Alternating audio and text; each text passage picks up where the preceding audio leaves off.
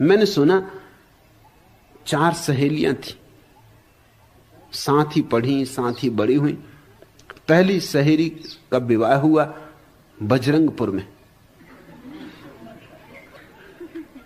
बच्चा हुआ। विवाह हो और साल भर के भीतर बच्चा ना हो तो लोग अंगुलियां उठाने लगते कि मामला क्या है। तो साल भर के भीतर बच्चा होना चाहिए। पति पहली बार बच्चा हो रहा था, छाती फुलाए बाहर बैठे थे। नर्सें आ रही जा रही, बार बार उठ के खड़े हो जाते। कोई भी नर्स निकलती कि हुआ कि नहीं। एक नर्स ने कहा हो गया, ज्यादा ना घबराओ, शांत बैठे रहो। तो पूछने लगे कि लड़की कि लड़का। उसने कहा कि अभी कुछ पक्का पता नहीं चला। तब और घबराहट हुई कि पक्का पता नहीं चला, छोटी सी बात है, ये तो पहले ही पता चल जाता है। अरे लड़की के लड़का कोई कपड़ा पहन के थोड़ी पैदा होता, इसमें पता क्या चलाना है? क्या कोई खुर्दबीन लगा के पता लगाओगे?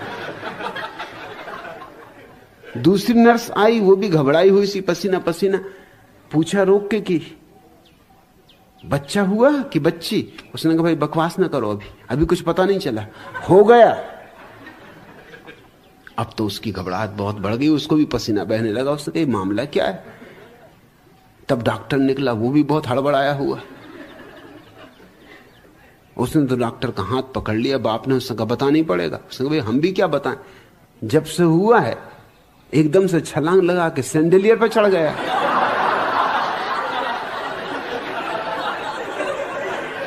उतरे तो हम देखें कि लड़का है कि लड़की।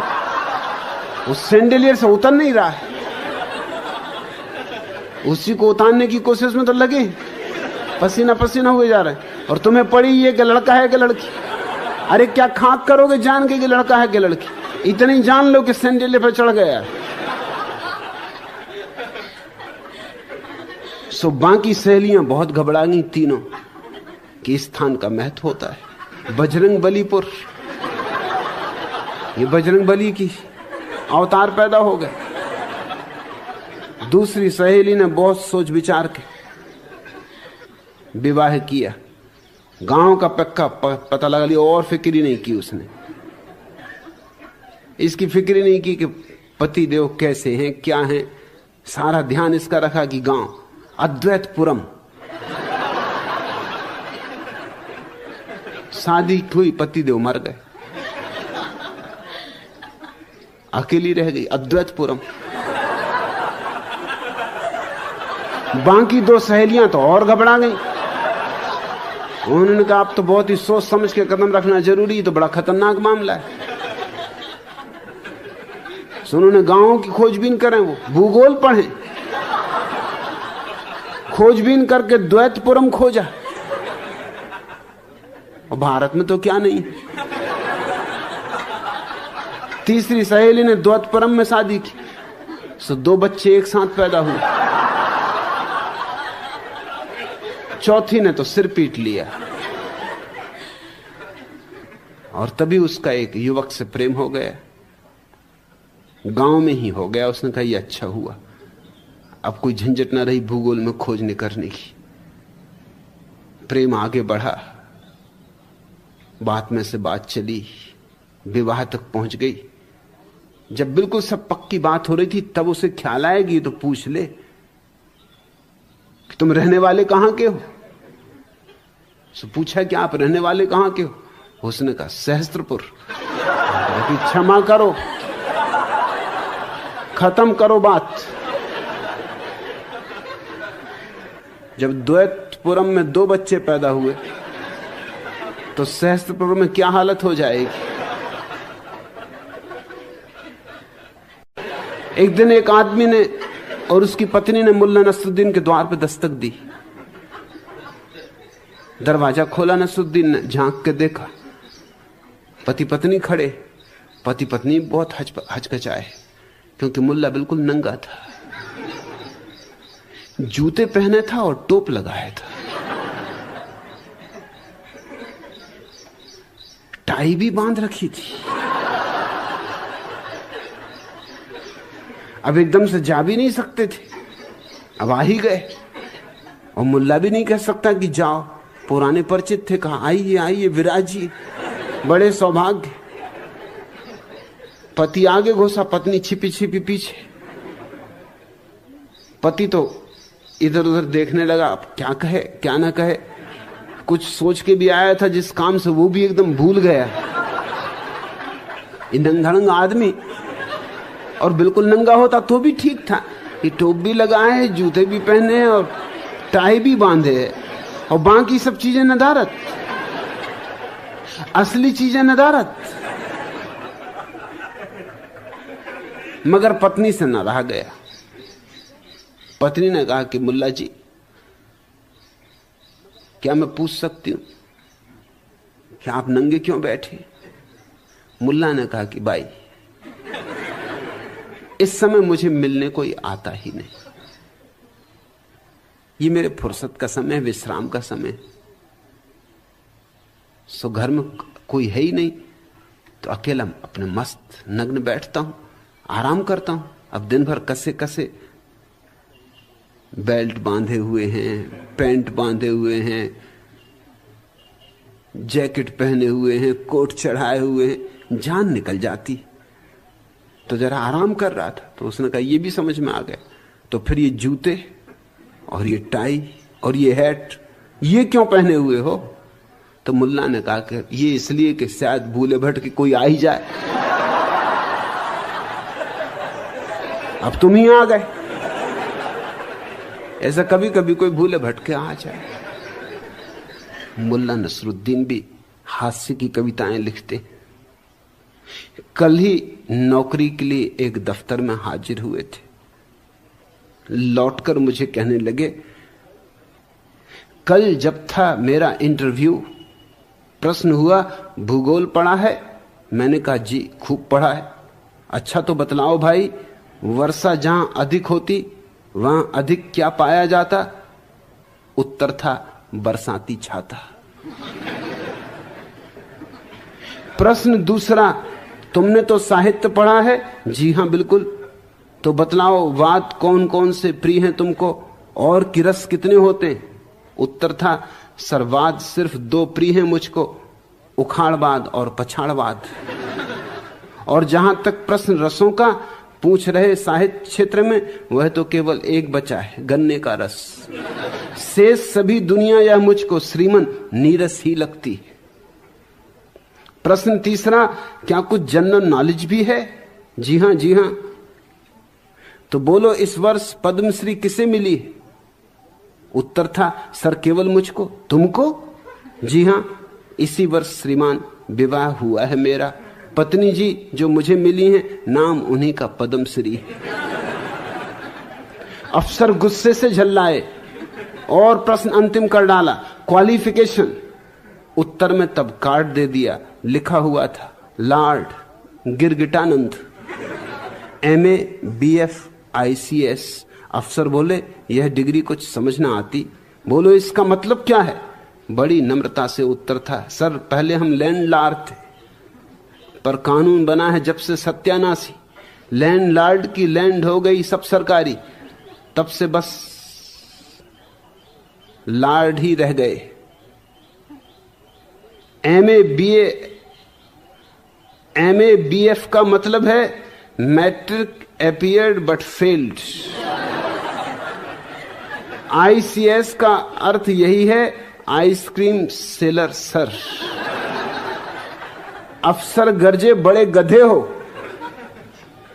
मैंने कहा नहीं नहीं श्रीमान, आप तो माई बाप हैं, मैं छोटा हूं, बड़े आप हैं।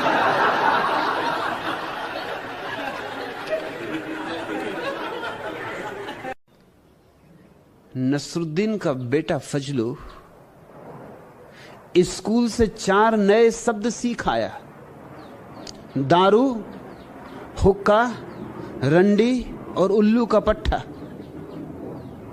वह बारंबार इनके अर्थ पूछे।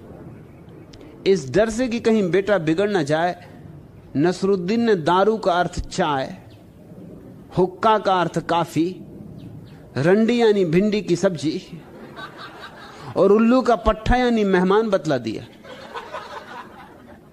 दूसरे ही दिन एक विचित्र घटना घटी जिसकी कल्पना भी नहीं की जा सकती थी।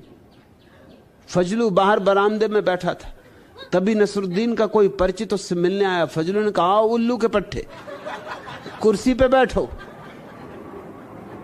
मित्र तो ये सुन के हैरान रह गया। बोला, तुम्हारे पापा कहां गए? फजलू ने कहा, पापा, अरे वे बाजार गए हैं रंडी खरीदने। आजकल उन्हें रंडी बहुत भाती, वे आते ही होंगे। फजलू ने अपने नए शब्द भंडार का उपयोग करने का अच्छा अवसर देखकर कहा, आप हुक्का पीना पसंद करते हैं या दारू लेके आऊं?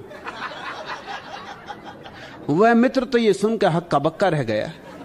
घबराते हुए बोला, फजलू, कैसी उल्टी सीधी बातें कर रहे हो तुम? तुम्हारी मम्मी कहां है? उन्हीं को बुला कर लाओ, तब तक पापा भी आते होंगे। फजलू ने दरवाजे के भीतर झांक कर आवाज लगाई, मम्मी, एक उल्लू का पट्टा आया है। मैंने हुक्का दारू की पूछी तो कुछ नहीं बोला।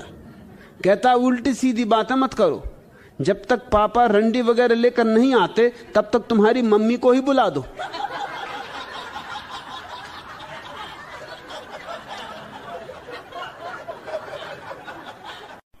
रावण द्वारा सीता अपहरण के बाद राम ने अपने भक्त हनुमान को बुलाया और भरे हृदय से यह बताया, दुनिया कुछ भी कहे, तू मेरा दास है, पर मुझे अपने से भी ज्यादा तुझ पे विश्वास है। जाओ, जल्दी से जाओ, सीता को खोज कर लाओ या मेरी निशानी देकर उसे तसल्ली दे आओ। हनुमान ने रामचंद्र जी के पैर छुए, सीता की खोज में रवाना हुए। रावण के दरबार में पहुंचे, उसे देखकर गुस्से में जबड़े भींचे। कहा, दुष्ट, सीता को लौटा दे, क्यों मरने को तैयार हो रहा है? पर कलयुग का रावण होशियार था। उसने बड़े प्यार से हनुमान जी को गले लगाया और समझाया, देख यार, तू जंगल में पड़ा पड़ा क्यों अपनी जवानी बर्बाद कर रहा है? भूख से तेरा पेट कितना सिकुड़ रहा है। मैं चाहूं तुझे लखपति बना दूं, मेरे मंत्रिमंडल में एक जगह खाली है, तू कहे तो तुझे मंत्री बना दूं। सुनते ही पत्थर से भी ठोस हनुमान जी ढीले पड़ गए। वे राम के तो पैर छूते थे, पर रावण के पैरों में पड़ गए। बोले, माई बाप, सीता का तो केवल बहाना था, मुझे तो वैसे ही आपके पास आना था। अरे मैं आपके इस एहसान की कीमत कैसे चुकाऊं? आप मेरी पूंछ में आग लगवा दें तो उस राम की अयोध्या फूंकाऊं। मैं उसकी किस्मत कभी भी फोड़ सकता हूं। आपके मंत्रिमंडल में एक जगह और भी खाली हो तो लक्ष्मण को भी तोड़ सकता हूं। इस गद्दी के लिए एक सीता तो क्या, 1000 सीताएं आपके पास छोड़ सकता हूं। आप भी बेवकूफ हैं, कहीं कलयुग में सीता चुराते। अरे पद के लिए तो आज के राम अपने आप आपके पास चले आएंगे और अपनी सीता खुद आपके पास छोड़ जाएंगे।